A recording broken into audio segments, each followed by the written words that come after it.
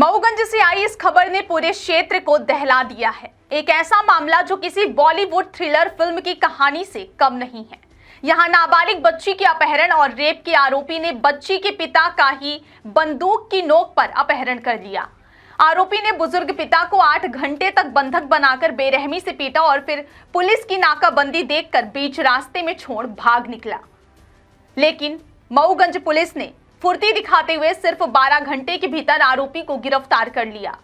दरअसल यह घटना शनिवार देर रात की बताई जा रही है। जानकारी के मुताबिक आरोपी पंकज सोनी, जो पहले ही नाबालिग बच्ची के अपहरण और दुष्कर्म के केस में फरार था, उसने बच्ची के पिता को निशाना बनाया। बताया जाता है कि आरोपी ने फिल्मी अंदाज में बंदूक तानकर बच्ची के पिता को जबरन अपनी गाड़ी में बैठा लिया और उन्हें मऊगंज से कुछ किलोमीटर दूर ले जाकर घंटों तक बेरहमी से पीटता रहा।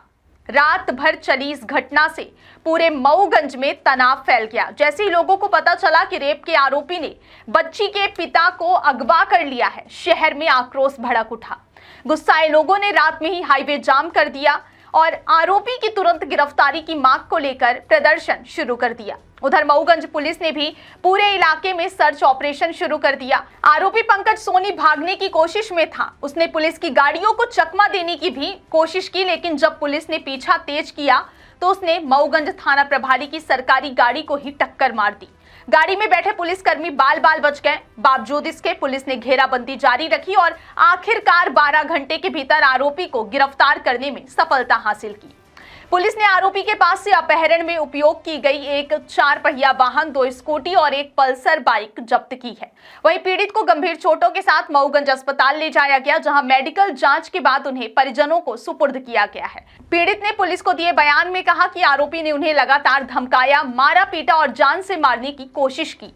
उन्होंने बताया कि आरोपी कह रहा था कि मेरे खिलाफ केस वापस लो वरना अंजाम बहुत बुरा होगा। लेकिन जैसे ही पुलिस की गाड़ियां पास आई, आरोपी डर के मारे उन्हें सड़क किनारे छोड़कर फरार हो गया।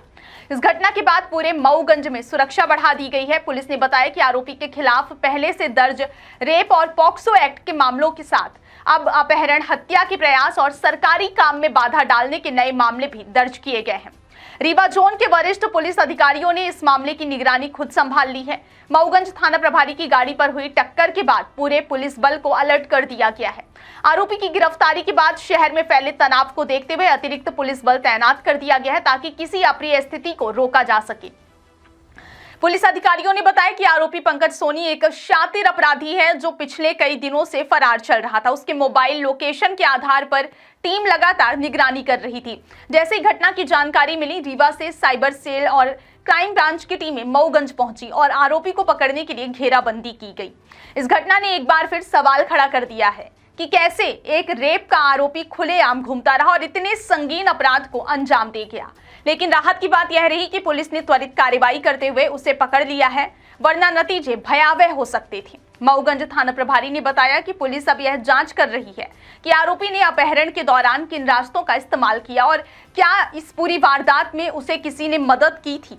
फिलहाल आरोपी को न्यायिक हिरासत में भेज दिया गया और पूछताछ जारी है। वहीं पीड़ित परिवार ने पुलिस और प्रशासन का आभार जताया है। समय रहते कार्रवाई कर उनके पिता की जान बचा ली गई है। इस घटना ने मऊगंज और आसपास के इलाकों में सनसनी फैला दी है। क्या घटना हुई है कल आपके साथ? घटना साहब, हमारे पास बिलोरो पुराने साहब, तो हम गए तो बिल्डिंग कराने हमारे गांव में आतुष पटेल के थे। एक जन परिवार रखे बिल्डिंग मशीन, तो साहब पट्टी टूट गए, पट्टी की बिल्डिंग कराने ऐसे लगभग 6-7 बजे के टाइम पर रही, वही मोबाइल नहीं दिख रहा है।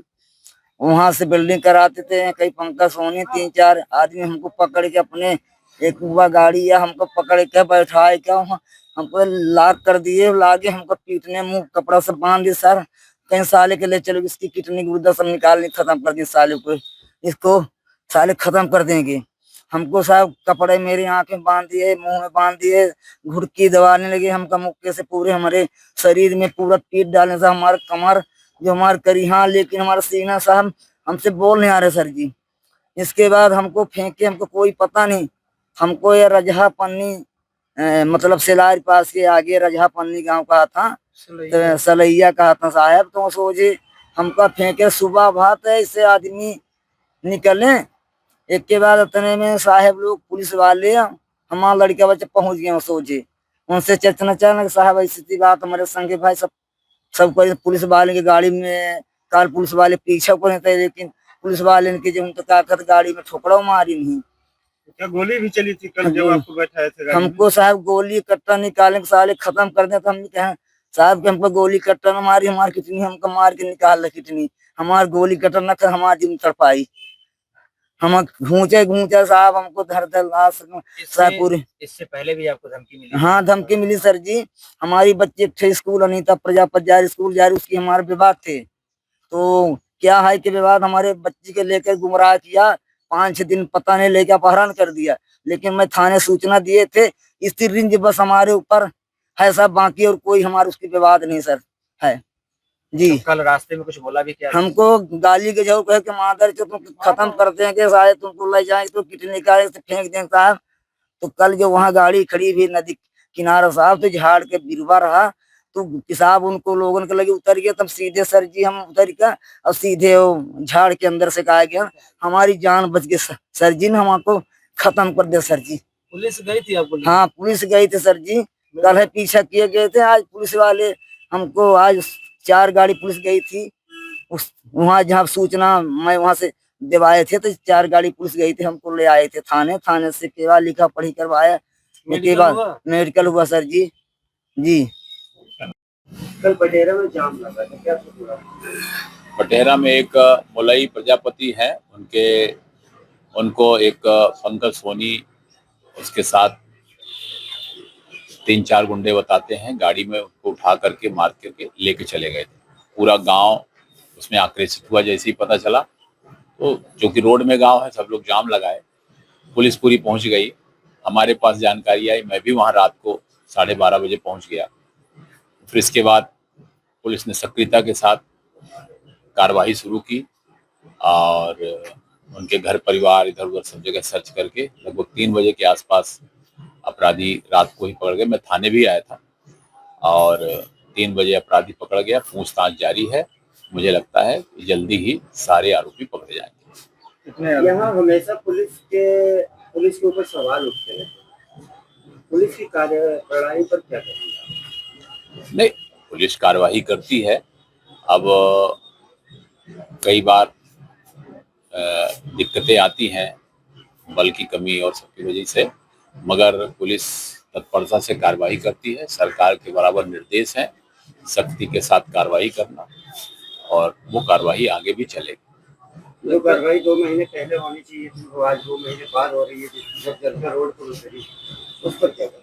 नहीं, जनता पर रोड पर भी वो दूसरी घटना है, वो वाली घटना इसके पूर्व में जो हुआ था उसको लेकर के भी बराबर सर्चिंग चल रही थी, और सामने वाला आदमी मोबाइल बंद करके फरार है, तो सर्चिंग तो हो रही है, पुलिस की डर से ही आदमी फरार है, तो ऐसा कहीं नहीं है, पुलिस बराबर तत्परता से काम कर रही है। और अगर कोई लापरवाही होती है तो वरिष्ठ अधिकारी बैठे हैं, आपने देखा होगा पुलिस के अधिकारी कर्मचारी जो है वरिष्ठ लोग निलंबित भी करते हैं, लाइन में भी करते हैं, तो ऐसा नहीं है, ऊपर की नजर में सब कुछ है, अगर कोई गड़बड़ी करेगा तो उसके खिलाफ कार्रवाई होगी। तो पुलिस की सक्रियता रही कि रात पुलिस की सक्रियता रही, रात को आपने देखा हमारे वहां भी रहे, वहां से उन्होंने घर के जो भी लोग थे उनको उठा के लाया, और फिर यहाँ से रात को पूछताछ करके पूरा तो सक्रियता रही, तभी तो 3 बजे उसको उठा के लेके आए। व्यक्ति को अगवा कर दिया गया था और रोड जाम कर दी गई, क्या है पूरा मामला? ये घटना अगस्त माह की है, जिसमें 17 अगस्त को हमने एक FI रजिस्टर्ड किया था, जिसमें गुमशुदा बालिका के पेरेंट्स ने FIR कराई थी कि उनकी बच्ची कहीं गुमशुदा हो गई है, और बाद में बच्ची दस्तयाब हुई, उसके 164 के स्टेटमेंट भी हुए, और उस स्टेटमेंट में बालिका ने 2 नाम बताए थे। इनको पुलिस द्वारा अरेस्ट करने के प्रयास किए गए, लेकिन सफलता नहीं मिल पाई थी।